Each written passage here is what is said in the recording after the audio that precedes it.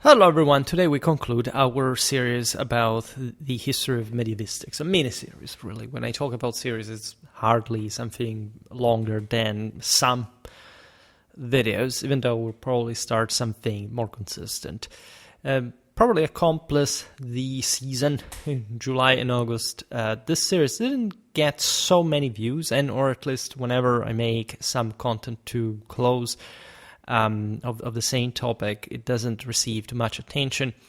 In general, however, on top of this, there is the paradox. From one side, people want to know, sources, at least, where to find that. That's the most straightforward approach. Where can I find sources? As if sources were something unspecific as generic. What do you want? What do you want to learn actually? At which level and what exactly? And from the other, people are curious where I get my information from, how I develop it, and so on. And so series like these are actually the best answer to that, but nobody watches. And the matter naturally is less catastrophic than it sounds. Actually, the series attracted some interest, if anything, because of course, it browses the history of Europe, also essentially in the modern and contemporary eras, and of course the perspective, the view that we had, because today we arrive not much to our day. We will avoid to go beyond sort of the 60s, the 70s of the 20th century, if anything, for decency, but for lots of reasons that are already clear if you have followed the series. Not that bad historiography is very much out here, if anything. However, things exploded, properly took off exponentially, magnitudinally. I myself, at this point, publishing like crazy, but unfortunately there is a lot of too much hyper-specialization around. This is a leitmotif in Schwerpunkt historiographical critique. Essentially, there is not a comprehensive, holistic, synthetic, analytical and critical approach to the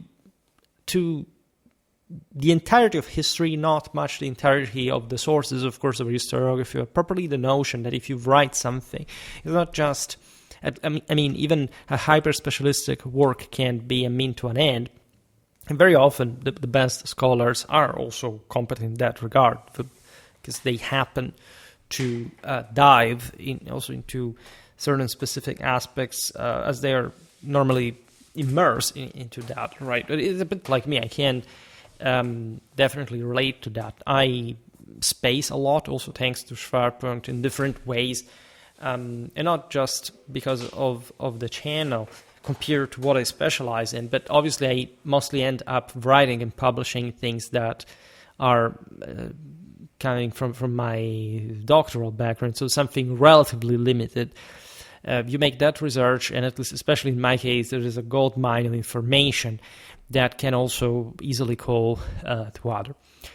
And talking essentially 20th century historiography, because that's what we are going to do today, maybe something late 19th, etc. We're really entering a very specific time in scholarly research, because from one side, Europe has from a couple of generations, basically abandoned any kind of unitary perspective. This is the rise of the nations as world competitors more than the nation state per se. This is something we've seen, if anything, more like in the previous episode of the series. And it's also thus a moment of further reflection on, from one side, the national perspectives, but the most insightful scholars realized that a comprehensive and methodological, if anything, and broader heuristic interest in medievistics must exist. At least what happens is that medievistics starts to properly reflect on itself by this point. As we've seen, there had already been giants in historical and historiographical historiographical approach toward the Middle Ages, and at this point, medievistics becomes sort of self-aware of the fact that naturally where it goes, even just individual national paths and the pro-international scene, are very relevant. This is also the age of the wars, of dictatorships, totalitarian regimes, communism, fascism, National Socialism, and beyond. So, in parallel, you have a literal explosion of growth, of also refinement, as we were saying before, of properly instruments, of tools to study the Middle Ages, which do not necessarily lead towards, at least painfully enough, as we realize in our own days, towards a finally sort of more comprehensive understanding of history. I could easily open a spin-off regarding how I get this from YouTube. I spend my days currently looking at the world, not necessarily falling apart, but presenting so many stimuli, so many, let's say, different directions and options that, coupled with the obvious lack of any satisfactory education in the masses. So, I mean, people in their 40s were born in half of Europe still in socialism. So you can imagine what kind of, let's say, enormous issues, how much we are skipping in broader museological terms. In that sense, also neurological one. You may think if this literally influences the way you stay glued to a screen as opposed to a traditional physical book, so to say, and therefore history, I think, ever more than before, is needing to be holistically approached.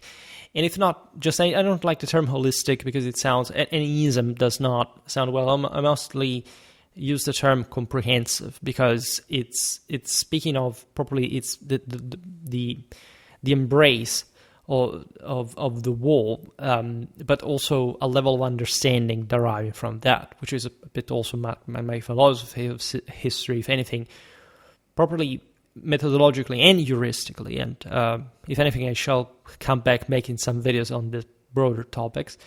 Made so many in this terrain playlist. Some of you are unaware that that's the place where you should search, but obviously over the years I also matured further insights, and let's say today I could talk enormously and profusely about this. As you understand, when I write, I never have sort of the blank page crisis. Also, when I start recording, I'm mostly just relying on running out of words and breath, voice, if anything, not of ideas, things to say, just per se. Today, I decided to approach this later part of historiographical studies, mostly listing some of the, at least many of the much more many, so scholars that influenced the late 19th and 20th century historiographies. I stopped, as I said before, to the 1960s and 1970s because that's basically the end of that generation of scholars that accomplish in part, of course, like the, say, 1968, the various sort of ideological implications of that, but had really been educated. It's not much that per se, but the fact that up to that point, this would be, in some cases, the professors of my professors, right, that are now retired, for example, because at least in my case, the older ones by now really are. And so we're talking about, let's say, monumental figures at times of scholarship, of historiography. I can say I come myself from a tradition of that kind because, not of the stature of those historians. Let's not put limits to providence, but I mean, within my own institutions, of course, I was influenced in a sense by the type of paths that also historical interest, certain attitudes properly of professors. I, for example, spaced a lot in my works, in my research, in times and place in the Middle Ages, because I had a very favorable environment in one of the most prestigious universities in Europe for medieval studies, and therefore, let's say, part of, in our specific case, at least of a process that happened in that generation. That is to say that all the sort of the best professors of the country came to teach there, and so they had very different ideas, and so the students were exposed to that, and they didn't remain confined within a provincial sort of interest of this or that professor of that sort of more secondary university that would mostly focus on this or that idea.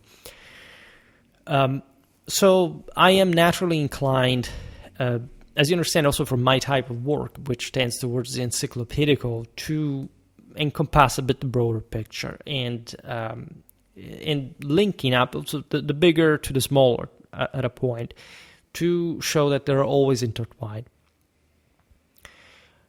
We abandon today the topics of the last episode that were quite convoluted and in fact sort of somehow ended. We're talking mostly about German historiography and the sort of different intertwinement of different political directions that paradoxically came for different times and different currents to a point favor sort of more not necessarily conservative based history, but something that today we would consider, for example, more ideal as opposed to socioeconomical studies.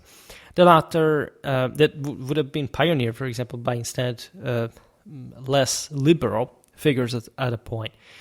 Today we start with that again, naturally not quite in the way I just profiled, just from the direction I just profiled, because naturally when we look at those phenomena, and as I explained in the last episode, we're looking at the coexistence and overlapping of nationalism and socialism. In other words, the scorporation of the concept of nation and the concept of state from the more traditionally unitary sense, and a sort of counter-positive approach, spirit versus matter. This is basically Weber versus Marx, which informed so much our mentalities that very much people today, still today, reason in similar terms, aside from the enormous socioeconomical, materialistic, deterministic bias that tends to exist in still today. Unfortunately, the majority of the West. Fortunately, I somehow escaped that, but the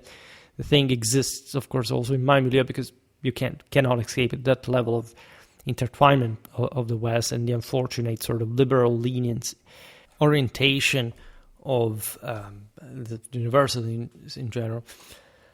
As I was also just profiling, there is still to some extent emerging and re-emerging dynamic in the demand for a sort of freer history of civilization.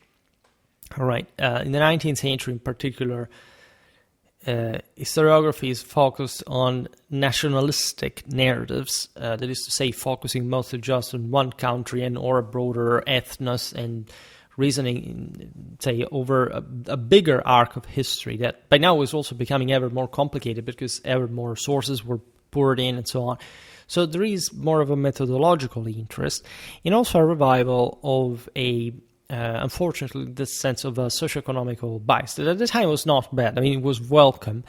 I will not sum up all the process that we'll see now some of these scholars went under. Essentially, I don't know if you look at, for example, the later historians of Les Annales, if you look at Bloch, etc.,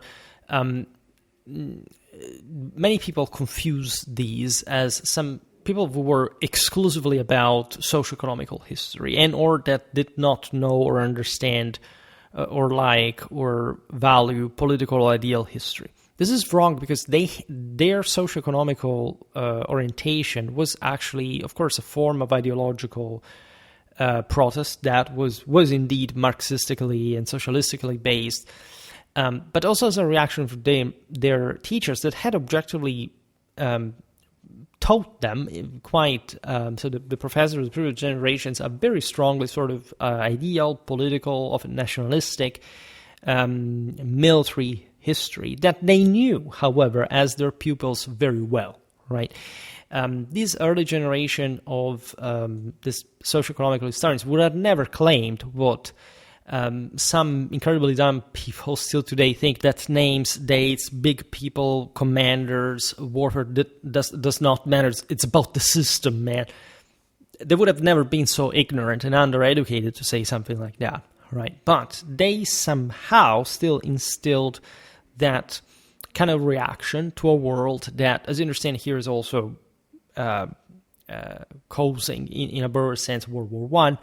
You know what my opinions about World War One definitely are, right? I condemn the myth of the butchers. I condemn the notion that Europeans should have actually not gone at war at that point, and or at least that once the system was triggered, like there was no reason to do so. Because so old narratives, frankly, that still echo today in the cheaper, massified, incompetent, undereducated perspective that, of course, these excellent scholars, even regardless of their, for the academic form of the time, regardless of their, again, Marxistic and socialistic leanings, in fact, would have never degraded themselves in preferring, right? Besides, again, it's always delicate to label this or that scholar in particular ways. This has happened also for certain sort of right-wing scholars, people who still study, I don't know, Indo-Europeistics. Think about the general, not damnatio memoriae, but properly the hostility that exists in the field of Indo-Europeistics towards, I don't know, a certain frame that Dumézil gave to those studies, right? And the notion that since these guys had sympathized more or less towards Nazi fascism, they were Nazi fascists and or they had all the same ideas or whatever. And so if you also resume that kind of narrative that stemmed from decades of highly scholarly and in this sense qualitatively unprecedented and unrepeated especially work, let's say, because nobody studies in the way later, again, even in the socio-economical legacy, right? The professors who exist today do not know literally anything in that sense of the higher historical value, say, of method of research, etc., that this path openers in that field created. So some of them were, say, leaning towards a socio-economical revaluation that objectively up to that point had never been so much studied. Yes, since the 19th century we've seen it with the same Marx, with the same idealists that had to cope with one another, with their foes in this sense, had attempted a broader history of economy, of how this affected society, whatever, but there had never been that there had been more an approach based on, at the end of the day, what we knew of that through the institutional and political history than an actually deep research into the socio-economical study of the story. Which, as we said, it obviously does tend towards the materialistic, does tend toward the deterministic, and some of these scholars made also important mistakes that still, as I was saying before, people repeat and or inflate in their mistake, in that error. Because again, you would think that today we live in a moment in which people are so intelligent and educated that they know better what scholars taught throughout the 20th century. They don't, right? They don't even. They are not. You notice that because they're not even aware of, in fact, of not just what those scholars said, but even in the bigger picture, what the actual object of study and research was throughout the generations, even with all their cliches and their strong and weak points. In any case, there is a big name we can make, and again, in this sort of leopard kind of skin map of the era that I also made, obviously, a couple of videos on as a medievalist, the Belgian Henri Pirenne. He really worked for decades on a very specific aspect, right? We're essentially at this is partially overlapping with Lamprecht's life arc as well, because he had been partially influenced by him, as we've seen in the previous episode. If you are interested in who Lamprecht was, go check that out. And we're talking the economic shift from rural to urban Europe, right? Pirenne's works are very famous, right? Pirenne was a Ghent university professor influenced by his studies in Germany and his engagement with medieval trade records in particular, and there the Flemish sort of background has something to do with it. Those, third estaters of the Flemish communes that had nothing to do with the actual Statel leadership of the Italian city-states, reshaped economic historiography through works like, famously enough, Mohammed and Charlemagne. I don't feel the need here to make a long digression on Pirenne. I mean, I think he is the medievalist whose historiographical notions are the most famous, the most, I don't know, like even a dumb, ignorant bachelor student can claim, Pirenne's thesis now should be actually reevaluated under light of the most recent study. I mean, that is the kind of, like, meaning you don't know anything about what has been said between Pirenne and you all throughout, but they learned a little formula. And most, essentially, to make the bigger thing simple, because obviously you can't read Pirenne's works, especially in those years. His idea was that this economic revival of medieval Europe largely stemmed from the merchant, right? He probably missed the notion that it was the same feudal civilization that put into motion the broader development and allowed for, in fact, urban centers to develop still, and especially like in cases like Flanders as a sort of third estate spin-off of a much bigger mechanism. So you understand actually how national bias, if you know, of course, medieval Flemish history, I have an entire playlist dedicated to that, can influence a scholarly historiographical work. Because, you see, that's a kind of bias that literally stems by essentially also an era where historiographical debate was much more limited than today. Today, people are sharper in some broader criticism, and there are ways to write articles, to go in depth like that.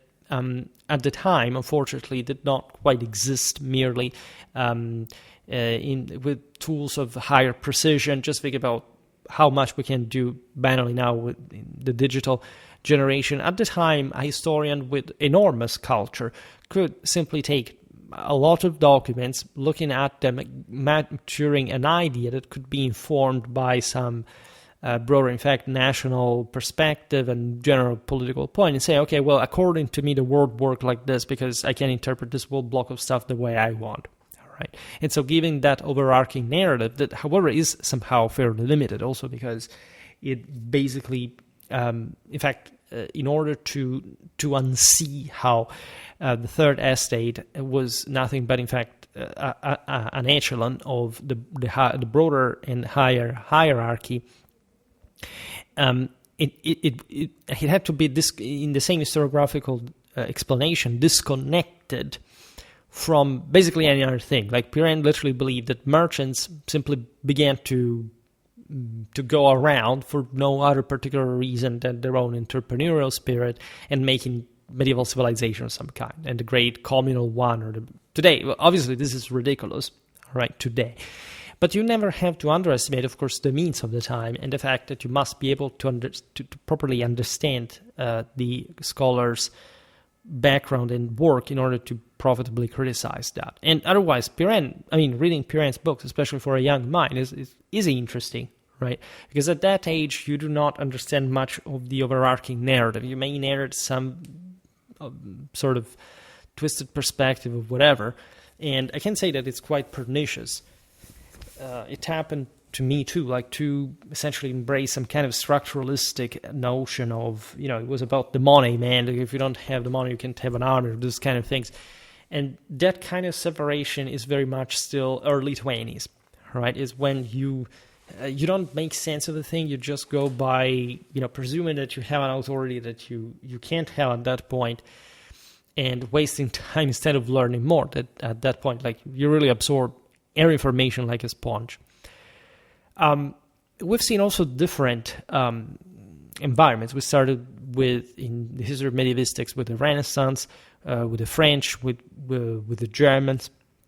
We've also seen the importance of the Italians even after the Renaissance, with Muratori that started, as we've seen, the most sort of the oldest, but in this sense still validly, but say appreciated by contemporary historical standards, collection of medieval sources in a broader, homogeneously accessible fashion.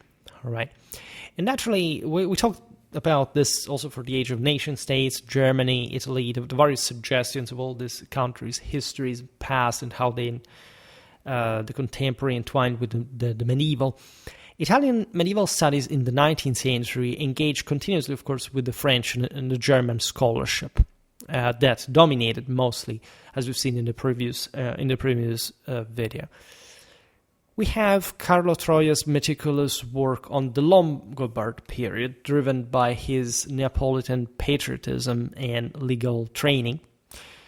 That is quite fascinating because essentially the Italians, here we're talking about a pre-unitary dimension. So in southern Italy, that was, before in fact the reforms of the 19th century, also the Italian unification,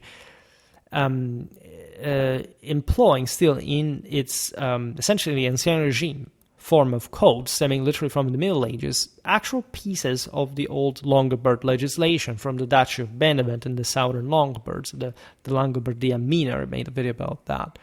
And this was rediscovered by Troia through his juridical approach, right? And you see, again, you can have different types of historiographical sort of directional interest, so to say, vectorial interest. You have Luigi Cibrarius'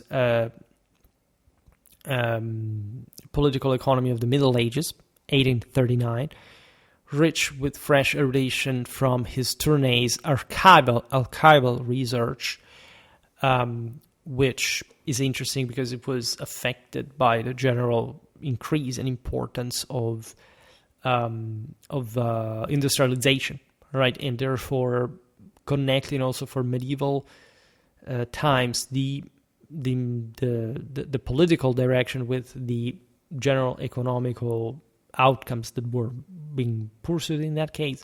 We have Michele Mari's scholarship and rigorous history of the Muslims of Sicily, for example, published between the 50s and the 70s. This is a moment in which really entire histories of different parts of Europe are properly formulated conceptually by some serious historiographical standard, really for the first time. It's not like there hadn't been other works that had discussed that period, but now the properly philological and historiographical means are at hand, the sources, the capacity in general to approach this from differently valid sources of information.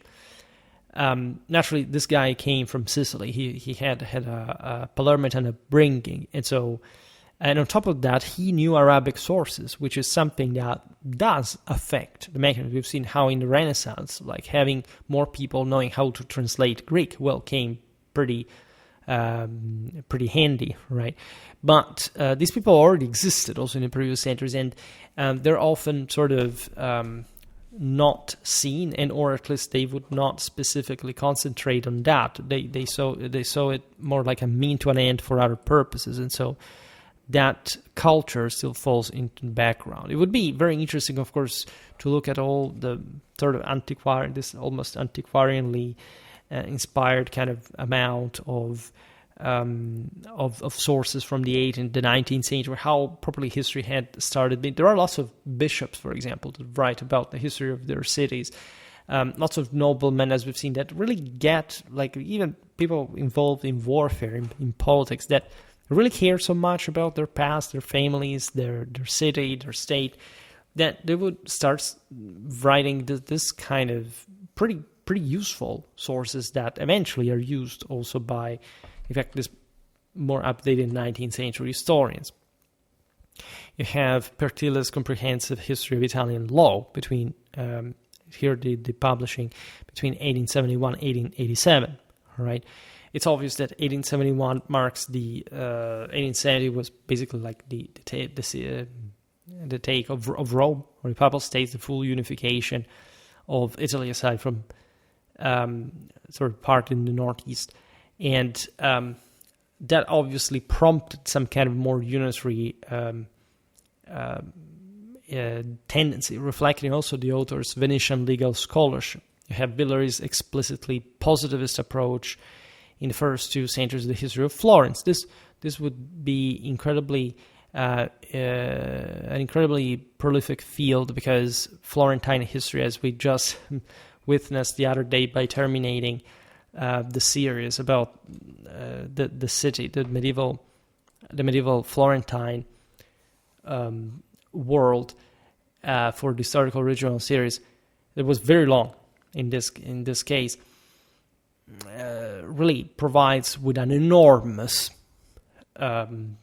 insight on different aspects of the medieval world altogether. I mean, there are some countries, some cities, where they at some point are so much so documented that they provide also with a model of historical interpretation for other centers, and often say, of course, if you understand correctly the fundamentals, the essentials of the same, can be profitably used also for other systems, but other systems are always different, and so there is something that you don't much see. A very famous scholar was Gaetano Salvemini. This guy was also into the Florentine history, and he was unfortunately informed by structuralistic suggestions. He was very much, you see, in this country, he would come up to be an anti-fascist later on, and his work of 1899, Magnates and Commoners in Florence, from 1280 to 1290, adopted a straightforwardly Marxistic, at least inspired class struggle framework. It's not a communist manifesto, but it basically tends to look at Florence mostly in this kind of horizontal, this vertical divide, as opposed to the deeply intricated political factionalism of all these various groups, and that ends up influencing a certain branch of studies that do not quite see the traditional political military profile of these struggles in Florence. That, in fact, if you, for example, follow my series, you will probably get into the hardcore kind of really brutal and spiritual, but real way of Florence that, in this sense, is an exception, but is also not an exception, right? It was just like a normal city of the Holy Roman Empire, and it is ridiculous to begin with to teach it through a socialistic leaning, right? Especially looking at, in fact, this the various popular constitutions of Florence, etc., as a sort of class struggle, which really wasn't the case of. And again, if anything, I can't say we'll come back on our series about medieval Florence, because we exhausted that. We'll come back on medieval Florence, however, many other times, many other dedicated videos to it, to show better how, even though, of course, there was a very important socio-economical dimension to that as well. And Florence is also better documented because it is also richer materially, for example. The broader political look at this is much wider. And I would like to stress that there were, in this era, think the masterpiece of Davidson, right? Not Davidson, Davidson. It's a German name. The history of Florence that remains still today a masterpiece of erudition. I mean, if you want to study medieval Florence in great depth, especially for those generations, you find everything, like properly archival sources, but in a comprehensive historical narrative that today nobody is capable of seeing, and it literally tells all the political, military, and social story, step after step, looking at all the cities and so on. So there are some works that really inspire, some essays, for example, that put on the fore a specific ideological framework to read specific historical periods that, however, do not hold much water when you actually get into the depths of that, right? It's not like Salvemini was also a politician, right, mostly. So it's not like you can be too many things at the same time and being good at everything you do, right? Italian scholars notably strove to align with German models in critical philological methods of thematic breadth. And this is really, really important because in general, as we've seen, the Germans and the Italians had been, and I would say, as with Muratori, as we were saying before, the Italians and the Germans, in chronological order, probably the first Europeans to develop a reliable basis of sources and method for the essentially contemporary standard studies of medieval history, right? And on the basis of this, of course, these peoples are favored because they can approach their own history. It is also deeply intertwined because of the Holy Roman Empire, so sharing the same sources and putting them in common. We've seen how the Monumenta Germania Historica contain literally like also a massive chunk of probably the entire Italian ones as a consequence, together with all the German sources of the era. It also considering that Italy produced in the Middle Ages much more than Germany sources-wise, and especially mostly through the lens of this mostly higher medieval interest that these institutions cared about. Both the MGH, Muratori, etc., did not really go too much into the early. There is Frankish stuff because it's a royal imperial thing eventually, especially from the German side. But for example, the very later Middle Ages are sort of, more or less, more skipped. And there are also ideological reasons for that. For the Germans, obviously, the fact that it was a powerful empire in between, it was more interesting. In the great peak of medieval civilization, just like the Italians had the communal civilization, as you understand, all what we said about Florence, a bit like the peak moment also of a republican civic idea that blends into the republican and civic vibes of the 19th and 20th century. Solemnity was also socialist, as we've seen. So the bias, the background where these people come from is incredibly important. There is a renowned work by Karl Hegel about the constitutional development of Italian cities up to the 12th century, dated 1848, right? This stemmed from his sort of Berlin training that, as we've seen at the time, was at the top of the German historiographical fostering. You have Ludo Moritz Hartmann's contributions to the economic history of early medieval Italy, with his Geschichte Italiens im Mittelalter, the history of Italy in the Middle Ages, which would remain literally for many generations, a historical political synthesis of early medieval Italy, really first order, all right? And again, never underestimate the 19th century historians in that regard. Because 19th century sounds, it's old, now it's been updated. Yeah, okay, but do you know what's the core of that? Do you know that we still rely on those studies and those histories? Hartmann was a Viennese historian, by the way, educated in Berlin, co-founded Germany's first journal of economic social history, so that you can immediately perceive how times were also changing, even in the sort of more institutional history, even though those were the years, as we've seen also with Lamprecht, etc., there had been a lot of issues in that regard. The Zeitschrift, later the Vierte Jahrschrift für Sozial- und Wirtschaftsgeschichte. We are in 1893. And it's interesting that these guys, again, Germans, Austrians, study, for example, a big deal of Italian history, which, as we understand, also at the time, they had, these are people of higher profiles. Even though nationalism was also there wasn't such an idea, okay, well, I will now study just my own thing, I will just promote my own thing. There was a truly European level. This is the Belle Epoque and all what that entailed. Even in the attritions between, I don't know, the Austro-Hungarians, the Italians, the Prussians, however, in the realization that European tradition was still pretty much alive. I mean, the Middle Ages still existed at that point until World War I, in many ways. Excuse me, drink a little.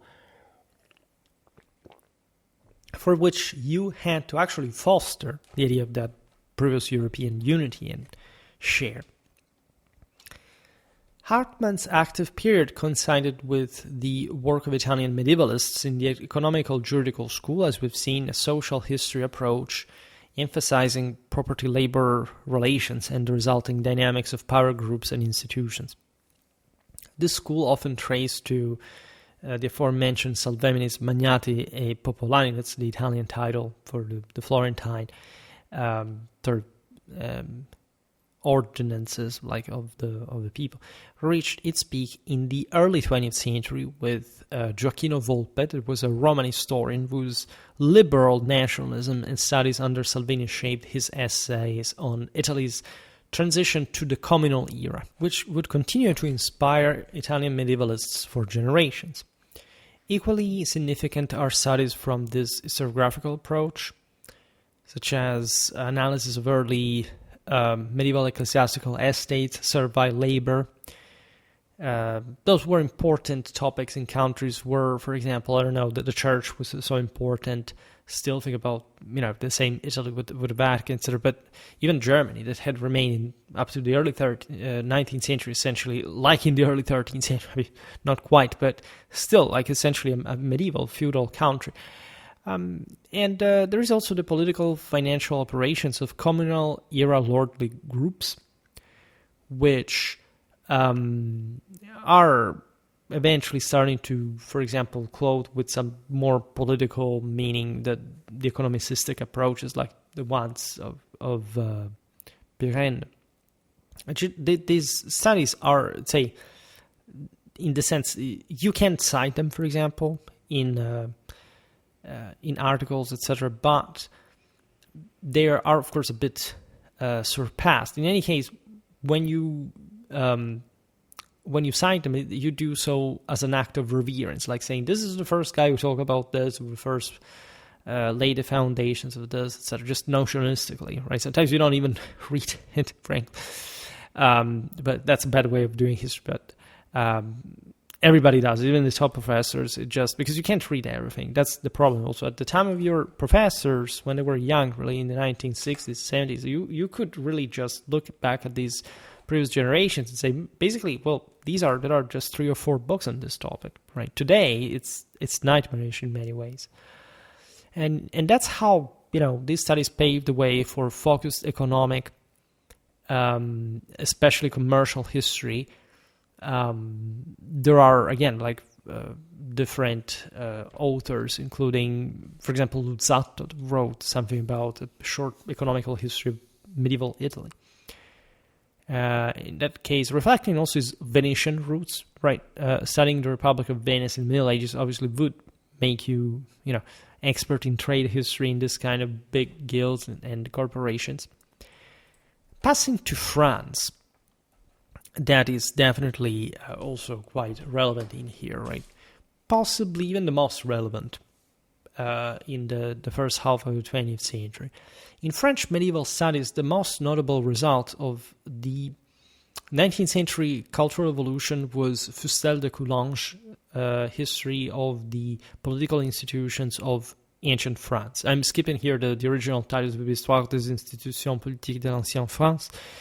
This is after he worked that up to 1870. He probably I haven't written when he actually published, but Fustel de Coulanges was a strong Romanist, right? And his purpose, because after 1870, you understand here what's the point. He wanted to counter the Germanist arguments, essentially the Prussian tradition, as there had been the Franco-Prussian War, ending in clamorous defeat. You see how, by the way, the history of these countries is intertwining. France defeated, Italy seizes Rome, Prussia is established as the hegemonic German state of probably a unitary Reich of the, not quite the entire Germany, because there were still the Austro-Hungarians, but still de facto the Second Reich.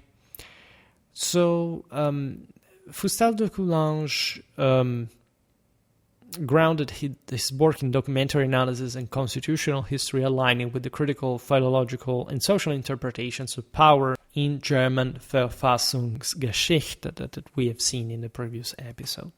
Fustel, a Strasbourg-born historian who taught at the Sorbonne, by the way, drew on Roman legal texts to argue for institutional continuity.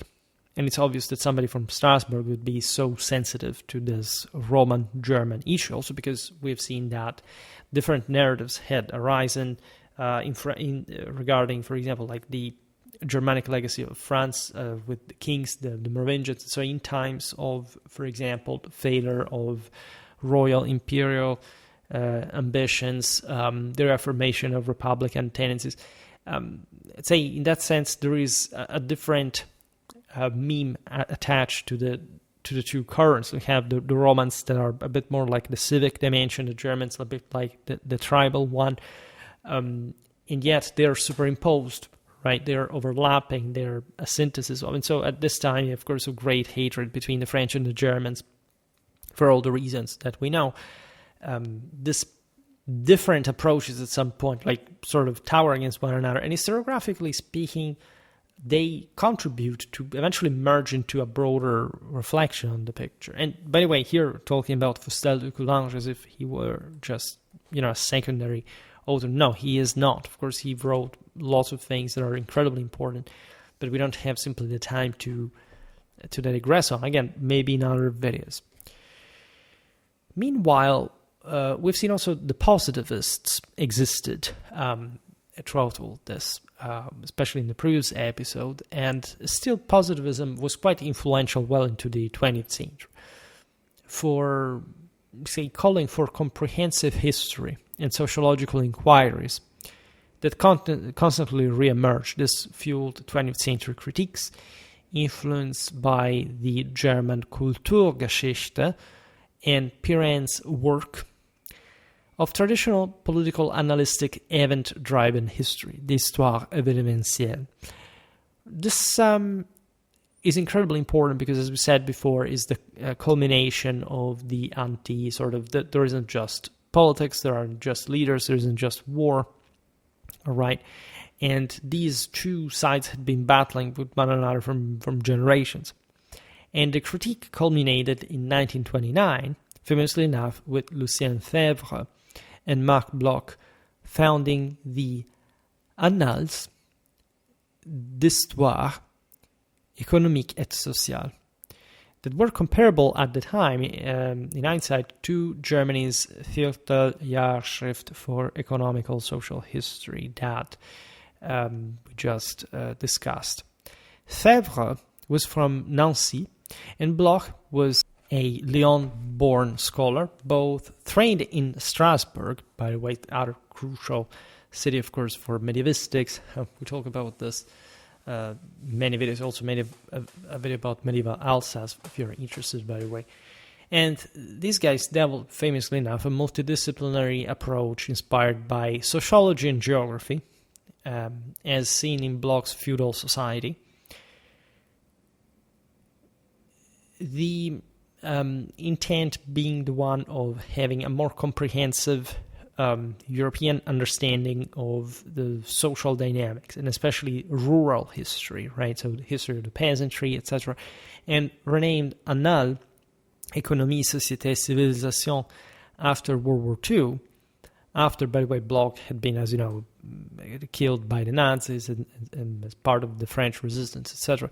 This journal became the leading platform for methodological innovation in modern historiography, continually expanding its scope from socioeconomic analysis to all aspects of past life, collaborating closely with other so-called human sciences like sociology, ethnology, psychology, and cultural anthropology, particularly Anglo-Saxon scholarship and Franco-Polish archaeological ties, with increasing focus on the development of forms tied to humanity's basic biological needs and the mental frameworks unique to historical communities. So basically, you understand it's a poor people's history, which was heavily informed by, as we've seen, the anti-evenemential political military side of the story. That, again, it's not like Febvre or Bloch did not study or care about, but they had enough, at least when they were at university themselves, because their professors, there were great debates, but mostly they had been told mostly that approach. And they rediscovered this other one. And if it hadn't been for the fact that overall they brought their own socialistic, Marxistic bias into the equation. They are interesting studies, and Les Annales, as you know, have historically been a pretty gold standard kind of, at least in these fields of research, publications and journal. Bloch famously said that the historian has a bit of an ogre who always smells where the human is, right? And this actually, Bloch was also, again, it's complicated to talk about him, also especially because of what happened to him, which is obviously terrible, and actually shows the beliefs, like the consistencies of these individuals. Bloch believed that essentially what National Socialism was doing to Germany was anti-German. Right, I personally never agreed with that, meaning that even the negatives of certain countries' achievements are actually part of those countries' history, and so I don't want here to, of course, debate with Bloch, who definitely showed how to stand up to totalitarian regimes, etc., paying with his life for that. But at the same time, of course, these were all men of their own age, and so also Les Annales are limited. Also, his works are, generally speaking, tending towards a direction which also omitted a part of the story. It's understandable if you live during World War II, especially, again, and especially if you are French and you have this German background, especially like if you throw the Jewish element in the mix.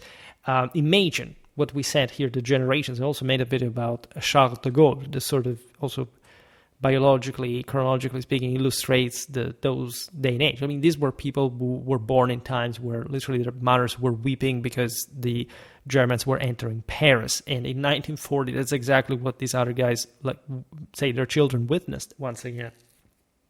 After the deprivations of World War I. So imagine this as an era where there are two opposing worldviews, which are still somehow stemming from that. For example, from World War II, we still emerged as basically whatever was leaning from the right side of the aisle, culturally speaking, was bad. And so we don't recognize that. Or if that guy was a fascist or a Nazist, we don't study what he wrote.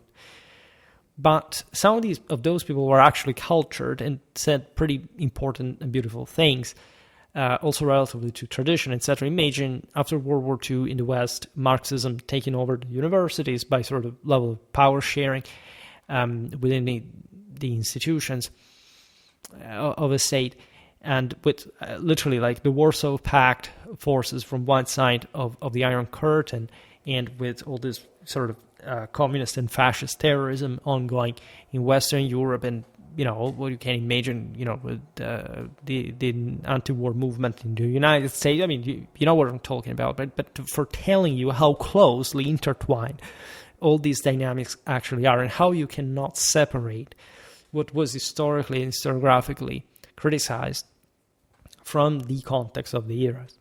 And it's actually incredible how sort of undertone overall this clash is, because I'm convinced that by achieving like a deep understanding of the historiographical production of different eras, you would immediately understand how loaded and how brutal this clash really was, right? You can't argue that was mostly fought in the fields of, well, not just of Europe, of course, but largely during World War II. And so that what happened later was mostly like, okay, let's leave that behind. Let's sort of creep in, even ideologically speaking, in some ways without making too much of a fuss, because those other guys have been put down, right? But this, if anything, influenced, once again, sort of blinded one side of the story, and in many other disciplines that were profitably looking, like I do, for example, in 2025, mostly evidential history, politics, warfare, institutions, above society. Obviously, you can't separate them. They're always intertwined. But if you, again, start making just socioeconomical history, as many of these scholars, pupils basically started doing, you inform an entire system that doesn't make any sense, in fact. That is the first one that's sort of alienated from the other factors. So, again, I'm starting, because I like really this series about historiography. I know that, as I said at the beginning, people don't watch it and whatever, but there is a sort of broader bridge, let's say, that these videos can make particular scholars and the specific ideas and more, right? In Les Annales ended up basically also through their aforementioned title change of the journal, reflecting a vast expansion of interests, mirroring the broader widening of European historiography's cultural scope in the 20th century. But we should say mostly like socio-economical one. Because even anthropology, even with the thing we said before, also the forms of settlement, they mostly revolve around that kind of attitude, right? Archaeology is the product of materialistic attitudes in the way it's spread, in the particular ways it's spread from different countries, right? Think about the Soviets. The Soviet archaeology was very important, but it also reflected that materialistic ideology of the regime. The same goes for the Marxists that wanted to redraw history with archaeology, except we can't do that because archaeology doesn't tell us really much about what overall happened. You need really documentary sources for that. But there are people still today, young people, who literally do not note this in perspective, literally radicalized in a particular direction and just pursue that without taking into consideration the world. I'm very... I can say what I am, but again, as I said before, I'm a militarist. I don't say to use any istic, right? To define myself, because otherwise people will say, "Oh, you said that." No, you know where I stand, but I also make videos about socio-economical history because you need that too, right? The bad thing is when you pretend to accuse people who do just one thing or another, lean from one side more than another, to do some things that do not often. It may be the case that it may be, I don't know, particularly insightful, particularly loaded in ideology, but it's not that political spectrum that tells you how historically qualitative the concept is. And technically even that would, really, because I believe that actually conservative history is superior in line of principle, but it's not in the sense that every conservative historian is an intelligent person who makes good history. That's obviously not the case. Now, the German Kulturgeschichte, despite a return to political institutional dominance in Germany, not only persisted but grew, particularly through the Geistesgeschichte, which explored religious experiences without emphasizing ecclesiastical power structures as in traditional annalistic or constitutional histories. This was vividly shown in the 1930s by Herbert Grundmann, a Leipzig historian whose studies on heretical and mendicant movements were influenced by his training under Walter Goetz, examining links between religious developments and mendicant orders. Similarly, in Italy, during the 1930s and the 1940s, Raffaello Morgan's essays, later collected in a work that is known as Christian Middle Ages, guided young medievalists towards viewing the Middle Ages as a religious civilization driven by recurring eschatological impulses in its own most innovative orthodox and heterodox currents, reflecting his Roman academic career and fascination with medieval spirituality. These paths are really relevant because obviously different countries develop different worldviews and ideas, but a return to the acknowledgement that medieval society was at large and fundamentally a Christian Catholic society is an aspect which, for example, I make a lot of Catholic history, ecclesiastical history content, and so on. We talk about the papacy, we talk about the general temper of the world, how even the same Christianity came into being for the Middle Ages to witness its final rooting, etc. And it's not just very important to know that, right? It really opens to a dimension of Catholic unity, which I discovered by making these videos on Schwerpunkt, do not actually resonate with the wide majority of people. And again, not because people know history, quite the contrary, because they have never literally heard of any ecclesiastical history whatsoever. which is easily to be seen. I mean, look at the dominant cultural, sort of subcultural influences in the world, even just in historiography. Is there a widespread understanding of history of the papacy, of the clergy, of the Pope? No, right? There is not. There is not in a proper and deeper sense, meaning that, this is not present for the Middle Ages as a whole, or for any other historical topic, but it's just something that is not proposed, if not something slightly critical, even sort of contemptuous fashion, right? As I always say, search for YouTube medieval papacy, and how many videos will pop up which was the most evil pope in the Middle Ages. I mean, you don't see this for any other category of people, all right? There is obviously in the world a radical sort of Protestant influence, anti-Catholic, anti-Papist, so to say, feeling overall kind of resonating from, again, communities that once may have even been Catholic or that were not particularly Puritanic, but that adopted that same narrative, that same vibe, that same point on. I mean, lots of conservatives still today literally think that we are where we are today in terms of achievements because the Enlightenment suddenly, put an end to darkness and, aberration. Like, these are literal people literally existing, and this is a problem, which opens naturally also to a debate on the other side, because academically speaking, already at the time, as you understand, it was a strong Christian education here, and different, however, within the same, different approaches start. There are also lots of people at this point in history that reject religion, or at least are anti-clerical, have some kind of general bias against this universal interpretation of history through spiritual history itself.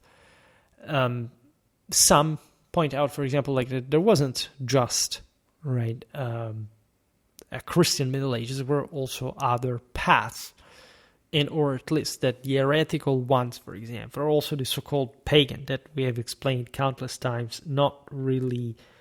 Actually, in the survival during the Middle Ages, right, or at least in the relatively always, even when they were Christians, it could be paganistic, right? It could be fractally anti-Catholic, anti-universal, anti-imperial, and that's the actual meaning of pagan, as opposed to even when we say pagus, that's not actually referred to the peasantry. It's referred to there's a bunch of rustics.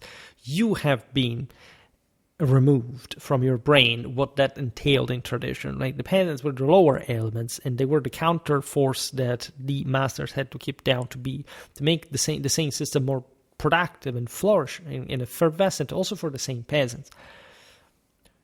By the 20th century, that had, as you've seen also from the previous one, heavily influenced by socio-economical bias, this and also a great deal of materialism or lack of properly traditional understanding after the end of the ancien regime, had forgotten this, had plainly never properly illustrated this, because the historical cultural tempers of the time had somehow, from the revolutions of the 18th, the 19th century, sort of actually destroyed, cancelled, damned anything that was nobiliarly traditional, and actually containing the real meaning of the relation between the various estates.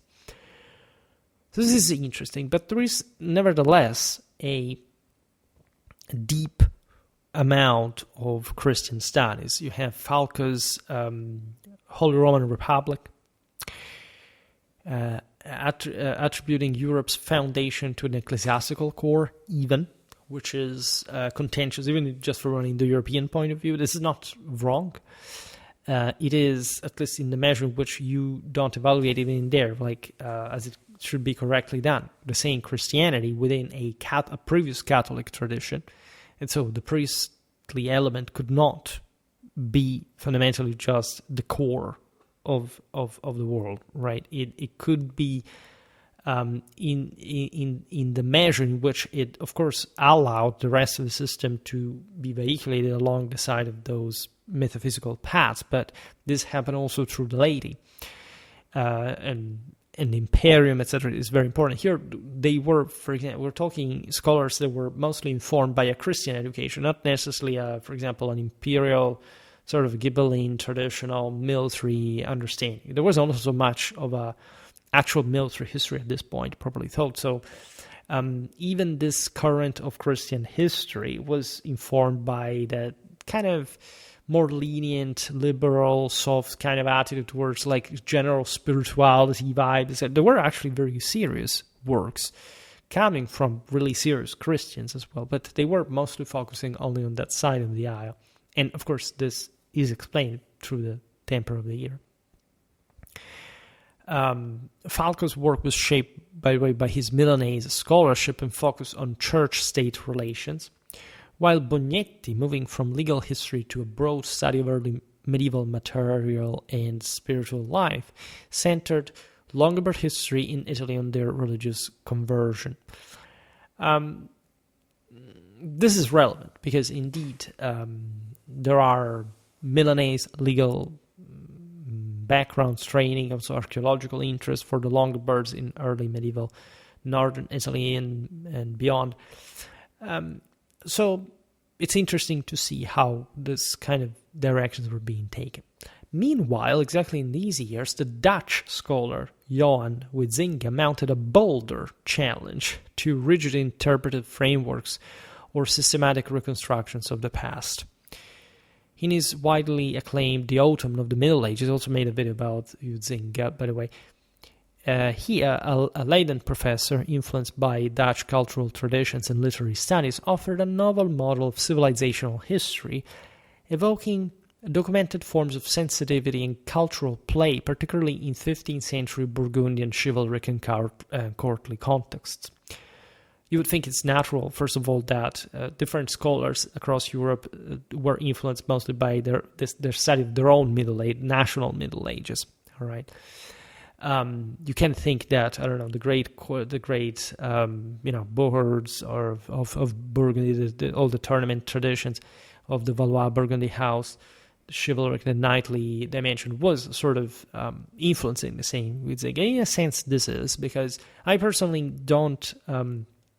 As a Clausewitzian, I just by definition stick to the notion that war is a game both objectively and subjectively, and it indeed is, as we've explained in our series about the Fondkriege.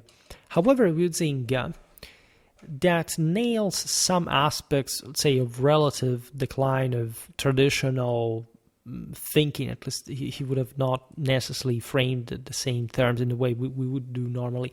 In fact, goes too far in fact, revealing how he misunderstood the entire picture, in basically claiming that, especially, remember, we're in the 20th century, the early 20th century, so he witnessed the disasters of totalitarianism and so on, and he basically made a general criticism, a moral criticism, by stating that essentially our world had lost the plot because there would have been a time in history when war would have allegedly been basically more of a sporty game, right? Essentially, it would have been waged with all its destruction, horror, and violence, but it still would have fit a sort of external ludic, say an inclusive ludic dimension, out of which, by rule of this game, other people would have not gone.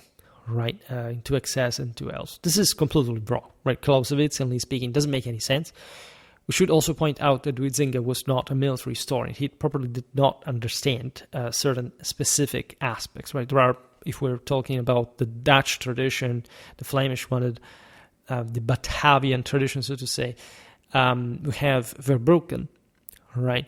That was a hell of a story. He's likely more recent today. We don't talk about him, but if you really want to know what the Middle Ages, especially also in those same areas, because he focused mostly on himself, in fact, on his own Netherlands, and he talked about northern France, England, parts of Germany, etc., but it doesn't go also too far, right? It's not like he studies Scandinavia or Hungary or Spain or whatever, so he tends to be limited into, however, an incredibly important time. But he also, especially from a methodological point of view, he's the historian, as a military historian, that I resemble the most, right?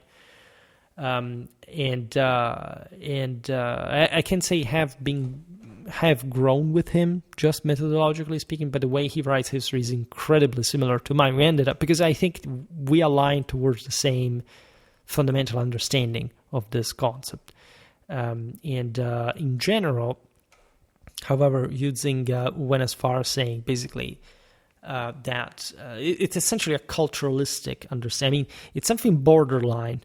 A more accurate definition is sort of a culturalistic one, because while it is true, and I just recently made a video about, and I talk about Huizinga, I think, in that, like, the Holy War in the age of waning tradition, there is indeed a lack of form in war, and some general sort of loss of human standard in its waging, etc. It's not like war was ever bound by some rules as a game that people were playing just for the sake of that, or at least just a dimension by which they would not exceed. War has always been about literally playing multi-level chess to the infinity. All right, literally, whatever situation, these are the Clausewitzian laws of reciprocity. Whatever happens, basically, you adapt to that in that direction. Everything changes.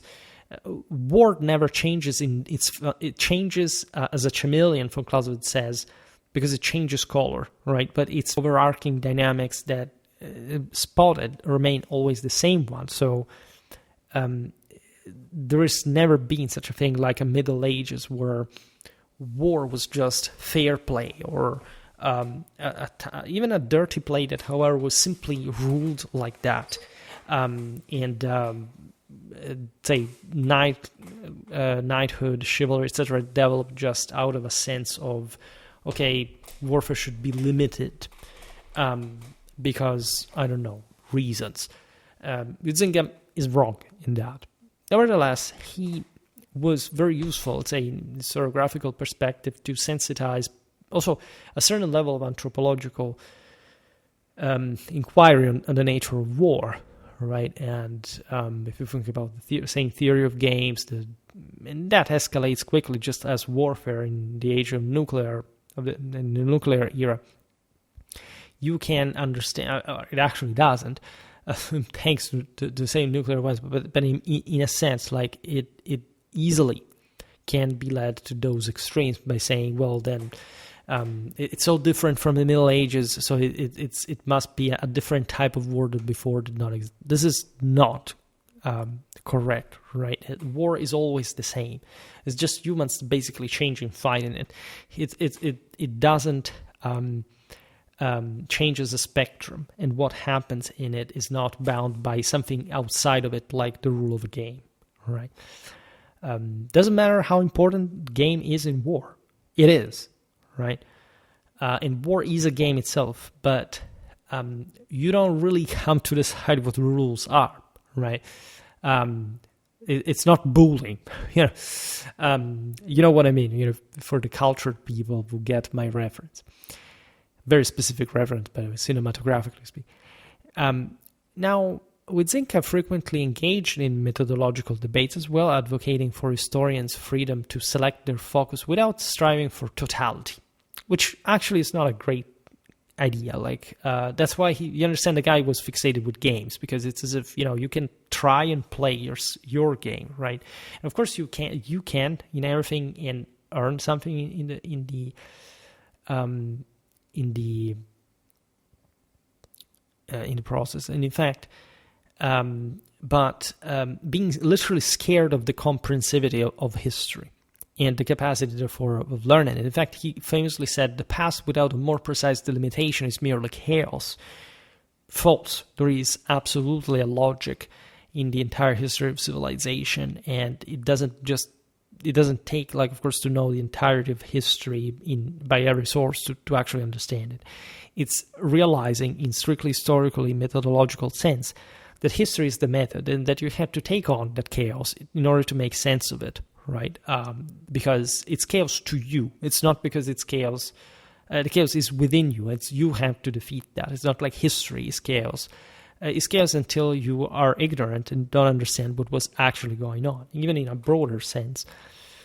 And so, of course, this delimitation refers to the historian's chosen perspective, and the freedom to select it is not an arbitrary overlay, but the range of possibilities, of course, for historians to connect their experiences with distant ones.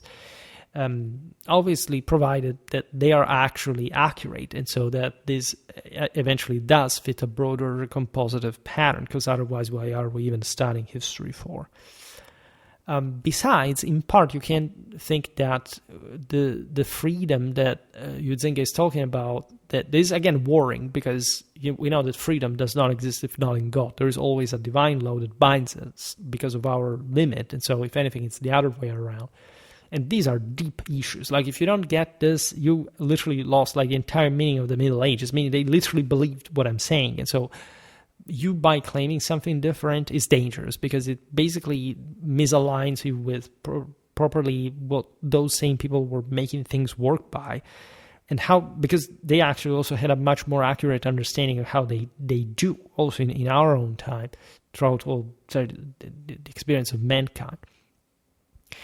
Now, this freedom, however, that Huizinga was discussing is closely aligned with the ethos of the Les Annales group and its many followers, because, again, Febvre, Bloch is gone, but at the time, I mean, but let's say lots of people, as we've seen, gathered around. This may be even a greater problem, reflecting the veritable collapse that occurred essentially by the mid-20th century. That is to say, the emphasis on totality in medievistics as well as in other fields has moved beyond the 19th century notions of unifying a historical era under a single coherent system.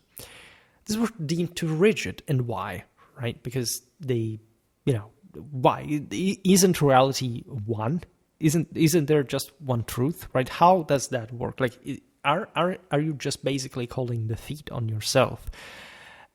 Essentially, today's idea that today people don't even properly accept the notion that totality exists. I mean, they went beyond saying, maybe, well, there is a way to explain things as a whole, or at least with a coherent body of doctrine that, by the way, could be traditionally inherited. No, today's historian perspective doesn't even go towards, for example, highlighting a specific aspect or avoiding isolating it by exploring its ties to the broader reality, expressing a particular non-mythical overarching meaning. It just hates the concept that there is meaning, that there is a totality, that there is a unity. And this is a moral as well as a scientific issue, because, again, this is the greatest mistake of all. To presume that by doing this you're doing science is immoral, because this is not science. This is not what science is supposed to be based on to begin with. That is the truth. And what is the truth in that sense? If you don't strive towards that unifying narrative, doesn't necessarily mean that you will get there. It doesn't mean that you will understand the meaning of everything. But if you don't see, especially in history, I can't say this from just personal experience, if you don't see the pattern there, and not patterns like, I don't know, the socioeconomical ones or monofactorial ones in general, but literally the pattern of what is conducive to that kind of broader understanding, and you still think that one option is worth the other, whatever, well, you're killing any morality as well as any science, right? And this is unfortunately a problem. This framework shapes contemporary medieval synthesis, if there are any more, as broader synthesis, meaning I've read some manuals that are being used abroad. We still use here something older. In fact, that still at least has more of a modern medieval synthesis, and it sort of makes sense as a whole. They can't be read. They're just merely sort of arbitrary emotional subjectivism. There isn't an actual question of, am I even saying something that makes sense in objectively accessible measure, historically wise. That's also what we see here, for example, in Schwerpunkt, by making comparative history all the time, because that's what diachronic and comparative history, that without that you can't go anywhere. How do you give value to anything if you don't compare it to something else? And so strive to do so for the wall as well. Here on Schwerpunkt, I'm literally telling you, we're seeing video after video, we are literally discovering, or rediscovering better, at least in a broader historical sense, that we have been properly told history with incredible bias by exactly the last generations, not the previous ones, right? And I'm not making it sort of a cheap comment like, I don't know, there shouldn't be gender studies. Well, there shouldn't be, as a matter of fact, at least in the ways that they literally took form, because, if you want to study women's history, fine, but why does it have to be a communistic, feministic thing? Well, that's the problem. What I'm saying is that literally even people who think to be, and there are, say, respectable scholars that do not properly pose themselves the problem anymore, right? And they actually look at this sort of unifying dimension as some sort of fascistic, dictatorial trend, right, or wish, rather than realizing, again, that the truth is one. And so even though we can't achieve a single thought, right, single thought per se is not bad, because if there is only one truth, we should hopefully all be into that. Why? Because we have traded truth with opinions, right? We have traded properly the concept of truth with, that's my truth or your truth. There isn't such a thing. Like, that's not the truth, right? The truth does not give a damn about you, fortunately enough, right? For everybody involved, including yourself. The truth is only one, and you may not get there fully, but if you start presuming that everybody has their own truth and you have solo to balance everything out, just not to be an a-hole, you're destroying the dignity of the very few dignity that humanity has left, right? And you can't see the consequences in front of your eyes nowadays at every single level, right? Now, this is an issue at different levels as well. For example, the collaborative and coordinated approach at this point in history is not used to derive unity, but just to basically toy with different elements to publish something the title of which has never been written or ideated in that kind of sense. Well, you can do that also with AI more effectively than your brain can do. Our brain is designed to make sense out of chaos, and so building, not labeling, right, in a merely nominalistic heresy. And this is unfortunately what most historiography has come to, essentially. It's just like when people think that citations are the only measure of scholarly accuracy, right? That's not the case. Like, you can write something that everybody not, because of course also Catholically speaking, we should point out that of course if you present certain things in front of the whole community and the experts say, oh, this sucks, it's completely wrong, that there is something to it that you should at least listen to say the least. But literally the incapacity at that point, the limit of looking at something and being able to measure it, if it is better than the others, we can't easily let things pass. I mean, look at today's world. Do you really think that the algorithm, here I'm not making any actual reference to the Schwerpunkt, it was actually making it to broader topics that are discussed out there historically. Do you really think that in the world, the few, what people are mostly interested in historically, and that is of greater value, hopefully, for them and use, etc., is just what is being discussed online normally? It's the trendiest topic or whatever. Obviously not. Those are topics for the mentally frail, the mentally feeble. That has nothing to do, absolutely, with any trace of history whatsoever. So imagine, in all this background noise, all the actual good work that is made, that is very rare, admittedly, but still is made, and that nobody will ever get to even learn. And who decides that? You would say, well, there are ways to actually observe it. There are ways to actually come to an actual criterion of assessment to that However, of course, if a society is a civilization is collapsing, is increasingly difficult to do, right? And so it's not strange that we arrived to this place to begin with. That's the cause of what we're really talking about. Anyhow, and it's, you see, a person who says, but you want to explain everything with a single dominant theme. It's not a single dominant theme. It doesn't have to be a single dominant theme. It has to be what actually explains the entire thing, right? Obviously, if you say something, it's because you are the one who's habituated just to economics, or no, it's actually it's this other thing. It's just the system. It's not the dates. But you are singling things out. All right, you don't properly get, because normally, if you reason like that, it's because you have not achieved that level of research. You have not studied tens of thousands, you have not written works of tens of thousands of citations and trying to make sense of them as a whole, because that's what I was saying. You don't just cite, you must evaluate.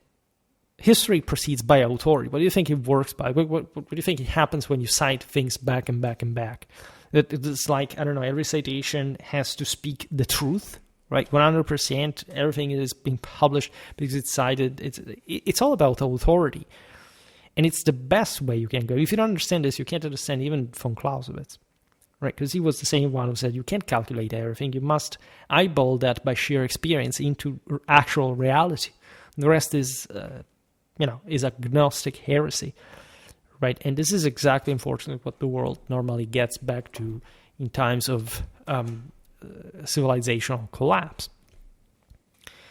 or at least when it's on the verge of the full collapse. Then after, there's no room for anything of that kind, because it's all wars. You have to think about much more serious things once again. There are, again, many other names here that we could make. Génicot, a Liège-born Belgian historian whose Les lignes de fête du Moyen Âge, Paris Tournée, synthesized economic and social trends from his Louvain teaching. Once again, socioeconomics. They were talking again 1975. What do you expect from that? Perrois, The Middle Ages, 1955. By a Sorbonne historian whose work was shaped by his studies of the 100 Years' War, interestingly enough. Lopez, The Rebirth of Europe, 5th to 14th century. It's an interesting chronology, even though something I don't fully really agree with, if anything, because he says something else in the work. The French original, 1962. Here we stop at this generation as well, because, again, going beyond would be require another step. Perhaps I can add a last episode. Well, I don't think it's necessary, really. This guy, Lopez, was a Genoese-born Yale professor whose focus on medieval trade was influenced by his Italian archival training. Then we have really big names, more famous ones, if anything. Jacques Le Goff, Civilization in the Medieval West, from French edition of 1964. Le Goff was an Annales leader whose cultural approach stemmed from his Parisian education. You have History of Italy by Romano Vivanti. These are so many that, there are many journals. For example, there is, and again, it's difficult to sum up. One of the most important European journals ever is the Medieval Studies of Spoleto, the Bulletin of the Italian Historical Institution for the Middle Ages of Rome. You have the Middle Ages in Brussels, Charters of Medieval Civilization, Poitiers, the German Archives for Sources of the Middle Ages, Cologne, Vienna, the Early Medieval Studies, Berlin, Medievalia et Humanistica, Cambridge. You have Speculum, Journal of Medieval Studies, Cambridge. You have the Annery of Medieval Studies of Barcelona. For Byzantine studies, I made an entire video about Byzantinistics. Actually, you have the the Byzantine Journal Munich, you have the Journal of Byzantine Studies in Paris, Byzantium in Brussels, you have the Dumbarton Oaks Papers of Harvard, you have the Byzantino-Slavic of Prague, you have the Journal of Byzantine and Slavic Studies in Bologna, you have the Journal of Ecclesiastical History of Louvain. So these are big stuff. If you read the stuff just by itself, you get a gist of what actual academic culture is, right? I must say that these standards are very high. Not always, say, in the sense, again, that comprehensively speaking, they sort out the world, but in terms of actual concentration of minds, well, these are really, you study this stuff and you really have a good companionship, so to say. And in general, of course, everybody follows their own path. Like, you can't read all this so randomly, but overall, you can also find your own path through the same. Then you have Latin Middle Ages. Also in Spoleto, for example, you have different encyclopedical lexicons. Artemis Verlag, for example, was an interesting one from Munich. Again, you understand, I would like to offer you this pan-European dimension proper of it all, right? And again, it's difficult, it's not always accessible, you always have to work very hard to get where you want, but we are somewhere where we really can and will also bring this further. Again, Schwerpunkt covers really a lot. Schwerpunkt has also, I created a history of historiography playlist, which sounds funny, but it is what it is. Yeah, it counts. This is the 16th video, so for all the people who claim that I don't talk about these topics, again, watch the videos, and we see somebody timidly watching. The playlist receives some views, and again, we talked quite extensively about different stuff. And I love how I began Schwerpunkt years ago when I said, beware of historiography, because it is literally what at some point you must learn as a historian as well, but not before having become an historiographer yourself. I mean, you should always be that, but there's also a bit of humility, at least in the first steps, that never is really, if anything, mirrors your more actual human reality. In any case, again, today's video is the conclusion of this mini-series of 4 videos that hopefully will, again, open the path to others, historiographically wise. I was very glad to have naturally covered this content for all the reasons that you have seen. We have had fun because some of these videos are also fairly long. I have to recently I've had a bit less time. I was bragging about having more time, but actually, like, yeah, I have, and I have also a lot of new stuff incoming, but life also has pressures, and we're holding strong, right? And we're going on the best we can. Today I was exhausted for different reasons, but making these videos in the end relaxes me a big deal. It is very cathartic, and it allows me, if anything, to recover that harmony and general approach to the world, right, to our comprehensive interest, and naturally we're going to go on such track. For today, however, I stop it here. I just hope that you enjoyed this video. If you did, please share it. Otherwise, leave a like or subscribe to my channel if you're interested in my upcoming content. As always, I thank you heartily for listening to me. I wish you a nice time and see you next time.